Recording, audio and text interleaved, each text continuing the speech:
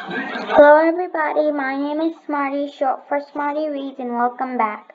Today I'm going to read chapter 13 of Campfire Mallory. It's called A Campfire. Before we begin, make sure you like this video, subscribe and turn on your post notifications so you know when I upload a new video. Also share this video with your friends and family so they can watch me read as well. If you'd like to email me or talk to me virtually, you can check the description box for my email. Other than that, let's begin. A Campfire. Camp Blue Lake Words of Wisdom. Keep the campfires burning. A few important facts. Fact number 1. The Green Team won Color War. Fact number 2. I should be really happy since I was on the Green Team. Fact number 3. I'm not happy at all because Current hasn't spoken to me since Color War, and tonight is the last night of camp, and if we don't speak tonight, then we're going home not speaking. That doesn't seem like a good way to end camp. The problem is, I don't know how to get Corinne to speak to me. I tried talking to her, but she told Natalie to tell me she didn't want to hear what I had to say. I tried talking to Sandy, who said she tried to talk to Corinne, who said she would not talk to me, period. I roll over in my bed. I look at my watch. There's still half an hour of rest hour left.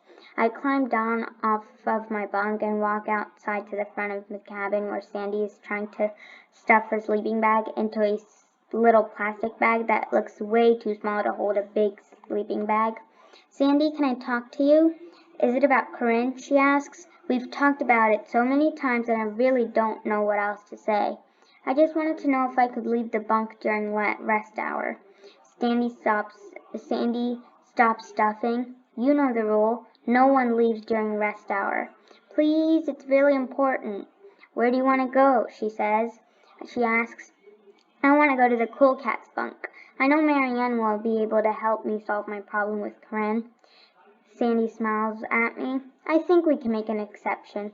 I thank Sandy and run down the path to the Cool Cat's bunk. Marianne is outside hanging a bathing suit on the clothesline.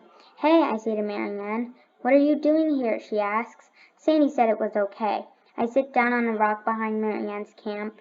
Corinne still won't talk to me. Marianne sits down beside me. Still? I nod my head yes.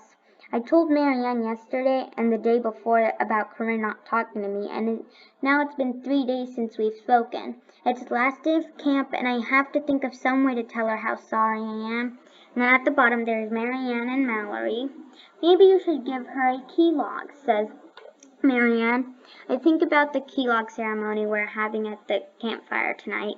Uncle Al explained that since tonight is the last day of camp, there's a Camp Blue Lake tradition that if there's something important you want to say to someone, you can say it tonight at the campfire. He said you could put it on a special little log called a key log on a fire for that person. I'm definitely going to do that, I tell Marianne. But I'd like to do something else too. Corinne thinks that I don't want to be her friend. I want to do something special to show her that I'm glad we're friends. Like what? Asked Marianne. I shrug my shoulders. That's the problem. I can't think of anything. Will you help me? Marianne wraps her arm around me. Of course I'll help you. Even though we weren't in the same bunk and didn't spend as much time together as at camp as I wanted to, Marianne will always be my best friend. Thanks, I say. That's what best friends are for, says Marianne. But we better think of something fast because rest hour will be over soon. Marianne is right. We have to hurry. Maybe you could write her a note or make up a poem for her, says Marianne. I shake my head. I want to give her something more special than that. Says Marianne like she's thinking. I'm thinking too. I rub the sides of my head to help me think, but when I do, I get an idea. I've got it, I say to Marianne. I don't know why I didn't think of it before. Even though there's no one behind the camp except the two of us, I lean over and whisper my plan into Marianne's ear. It's perfect, says Marianne, but you better hurry. Marianne is right. I do have to hurry. I run back to my bunk. Sandy is still outside. I tell her what I want to do. Then I cross my toes. I hope she says yes. I think Corinne will love that, says Sandy. Now go. I run as fast as I can to the craft shop. When I get there, Lara is inside wrapping ceramic bowls in tissue paper. Did you come to pick this up? She hands me the bowl that I made for cheeseburger. I'll take it, I say, but I came for another reason. I tell Laura about my plan. You can use anything you want except for green paint. Laura winks at me. I take what I need from the supply closet, then I get to work. I work while Laura wraps pots. I work really fast since I don't have much time. When I'm done, I put what I've made in my pocket. I thank Laura and I run back to my camp. And then at the top there's Laura, Cheeseburger's Bowl, and Mallory. When I get there, everyone is packing and getting ready for tonight's campfire and writing bus notes to give out for the trip home tomorrow. Welcome back, Mallory, Sandy says when she sees me. Everything okay? I nod that it is. I give Sandy a hug. Thanks for letting me go. Sandy hugs me back. I like what you're doing, and I think Karen will too. My last afternoon at camp goes by faster than a good episode of my favorite TV show, Fashion Fran. I feel like someone put the camp clock on fast forward. After dinner, everyone walks to the campfire ring. I can't believe this is our last night. After campfire, all we have left is Kilk and Mookie, says Molly. I think about what I'm doing after Kilk and Mookie's. When I told Marianne and Sandy, they both liked my plan. I crossed my toes. I hope Karen will too. Uncle Al walks to the front of the campfire ring. He beats softly on the little drum until all the campers are sitting on logs around the fire are quiet. It's officially time for the Camp Blue Lake Key Log ceremony to begin, says Uncle Al. He points to a pile of small logs in front of the fire. Camp is coming to a close. I'd like everyone to take a moment to think about the special friends you've made this summer. I watch the sun setting over the lake. I think about Corinne. Even though she did a lot of things that were annoying, she was a nice friend. I really hope she likes what I have to say. Uncle Al bends down and picks up a log. I'd like to invite anyone who'd like to come up, put a log on the fire and say a few words. A big group of the oldest campers go up first. They pick up key logs and start reading messages that they've written for each other. Some of them start crying. Most campers start going up to the campfires. Young campers, old campers, even campers from my street. Joey puts a log on the fire for one of his soccer friends. When he puts up a log on the fire for a girl in her camp. Even Max goes up to put a log on the fire for the boys on the Camp Blue Lake baseball team.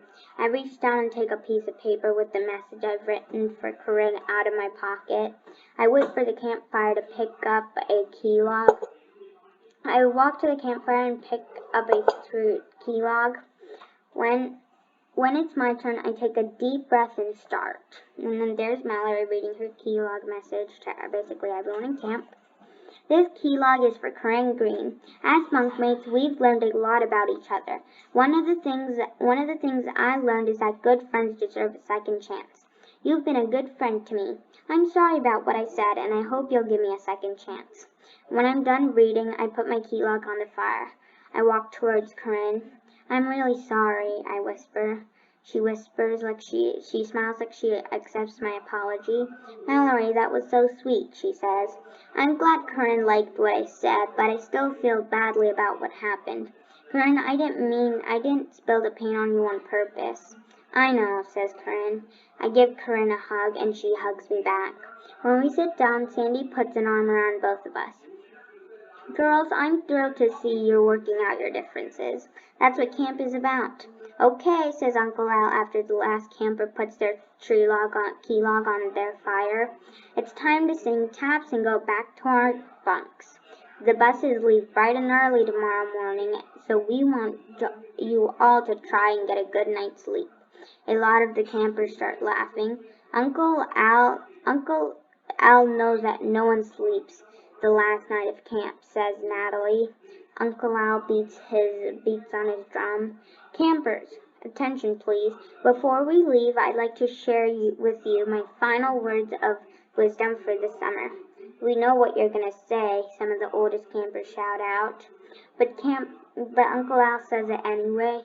Keep the campfires burning. I think about what he said. I think Uncle Al is saying to keep the happy memories of camp burning in your mind like a big, bright campfire. And that's exactly what I'm planning to do.